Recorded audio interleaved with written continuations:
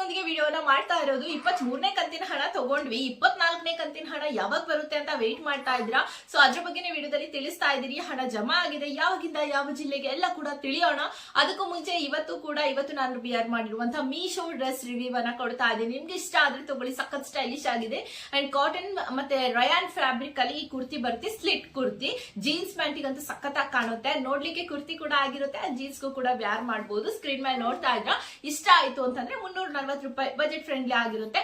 ತಗೊಳ್ಳಿ, ತುಂಬಾ ಚೆನ್ನಾಗಿರುತ್ತೆ, ಕ್ಲಾತ್ ಕೂಡ ಚೆನ್ನಾಗಿದೆ. ಕಮೆಂಟ್ ಬಾಕ್ಸ್ ಅಲ್ಲಿ ಫಸ್ಟ್ ನನ್ನ ಕಮೆಂಟ್ ನಂದಾಗಿರುತ್ತೆ, ಅಲ್ಲಿ ಲಿಂಕ್ ಹಾಕಿರ್ತೀನಿ, ಲಿಂಕ್ ಕ್ಲಿಕ್ ಮಾಡಿ ಬೈ ಮಾಡ್ಕೊಳ್ಳಿ. ಕಲರ್ಸ್ ಅಲ್ಲಿ ಅವೈಲೇಬಲ್ ಇದೆ, ನಿಮ್ಗೆ ಬೇಕಾದ್ರೆ ತಗೋಬಹುದು.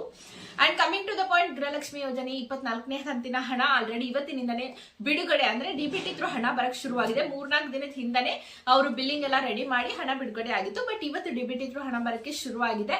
ಸೊ ನಿಮ್ಗಳ ಅಕೌಂಟಿಗೂ ಇವತ್ತು ಕೂಡ ಬಂದಿರುತ್ತೆ, ನಾಳೆ ಬರುತ್ತೆ, ನಾಡಿದ್ದು ಬರುತ್ತೆ. 3 ಹಂತ ಇರೋದ್ರಿಂದ ಸೊ ಫಸ್ಟ್ ಮೊದಲನೇ ಹಂತದಲ್ಲಿ ಒಂದಿಷ್ಟು ಜನಕ್ಕೆ, ಒಂದು 50 ಲಕ್ಷ ಜನಕ್ಕೆ, ನೆಕ್ಸ್ಟ್ 25 ಈ ರೀತಿಯಾಗಿ ಮಾಡಿರ್ತಾರೆ ಅವರು.